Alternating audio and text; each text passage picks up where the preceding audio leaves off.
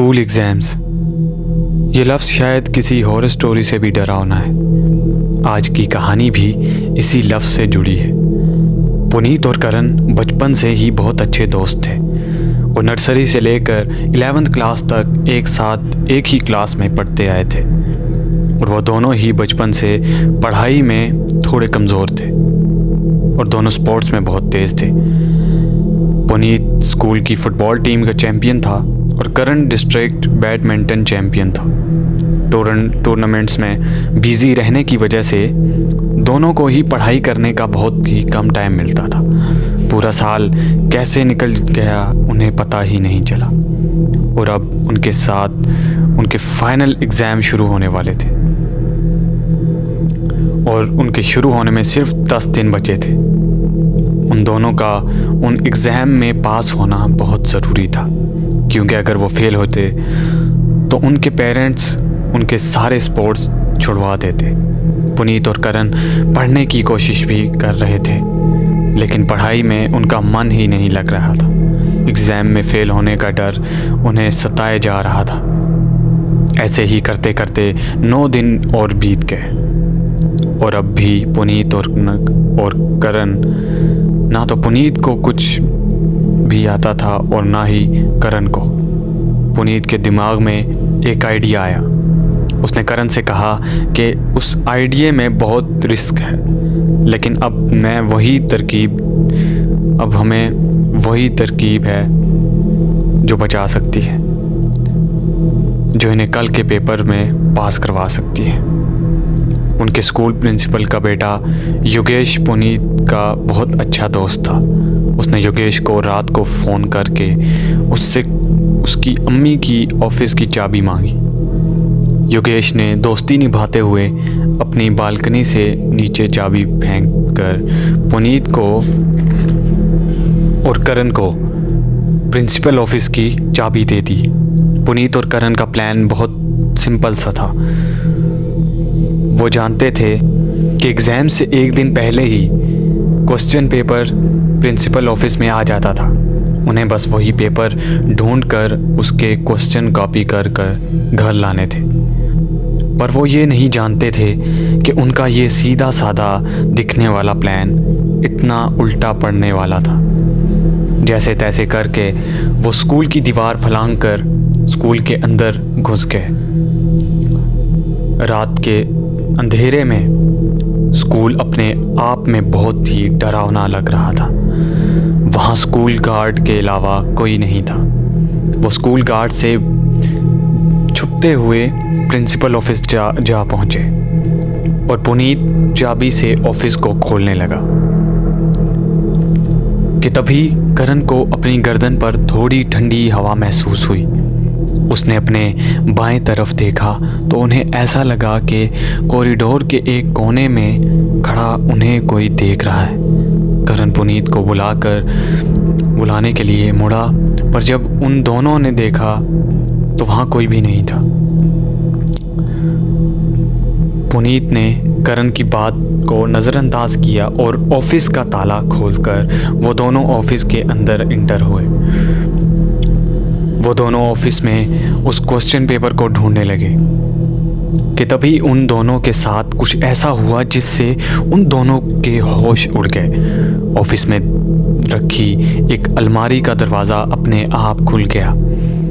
पुनीत और करण घबराते हुए एक दूसरे को देख रहे थे,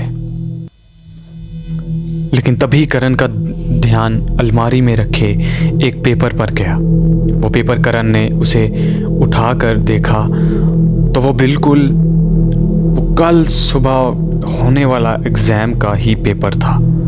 पेपर को देखने की एक्साइटमेंट में पुनीत और करण दोनों ही भूल गए कि अभी क्या हुआ था और वो उस पेपर के क्वेश्चन कॉपी करने लग गए। तभी अचानक से प्रिंसिपल के दरवाजे पर किसी ने नॉक किया। दरवाजे का नॉक सुनकर पुनीत और करण का दिल उनके मुंह में आ गया। उन्हें लगा कि शायद योगेश ने प्रिंसिपल मैम को बता दिया है और वो इन्हें रंगे हाथों पकड़ने यहाँ आ गए। वो दोनों बिना किसी आवाज़ किए प्रिंसेस के नीचे छुप गए। दरवाजे पर हो रही ठक ठक धीरे धीरे बढ़ती जा रही थी। पुनीत और करण डरे सहमे हुए वहीं छुपे रहे।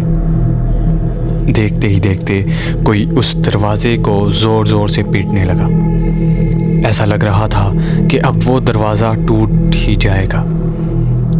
पर तभी एकदम से सन्नाटा हो गया। दरवाजे पर हो रही ठक ठक एकदम से बंद हो गई। पुनीत ने डेस्क के पीछे से उठकर दरवाजे पर नज़र मारी और उसकी आंखों के सामने वो दरवाज़ा धीरे धीरे खुलने लगा। वो दरवाज़ा पूरा खुल गया, पर दरवाजे के उस तरफ कोई भी नहीं था।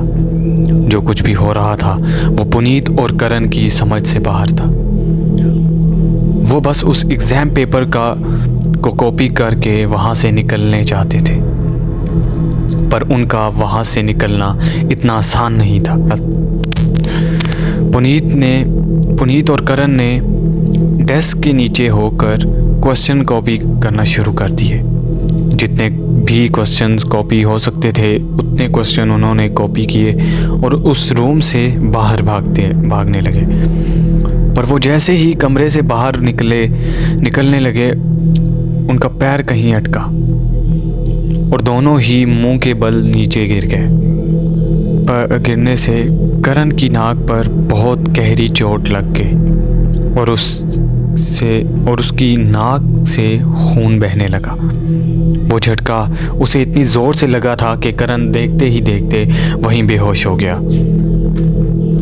पुनीत करण को देख ही रहा था कि तभी उसे अपने पीछे कुछ महसूस हुआ। उसने ज़मीन पर लेटे लेटे ही अपनी गर्दन को घुमाया तो उसे अपने पास नीले सड़े हुए पैर दिखे और उन पैरों में पस पड़ी हुई थी और वो देखने में बहुत ही ज़्यादा भयानक लग रहे थे। करण ने हिम्मत करके नज़र उठाई तो वहाँ एक आदमी खड़ा था जिसने उनके स्कूल पीएन जैसे कपड़े पहने हुए थे। उसका मुंह इतना सफ़ेद था जैसे उसके जिस्म में कोई खून ही ना हो। उसे देखकर ही पुनीत की चीख निकल गई।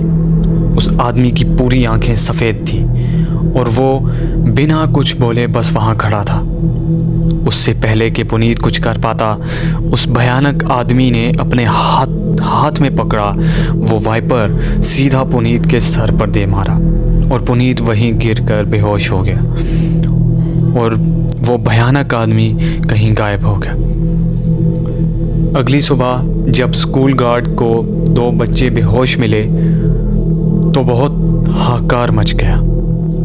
उस दिन का पेपर कैंसिल हो गया और प्रिंसिपल को पुनीत और करण की चोरी के बारे में भी पता चल गया।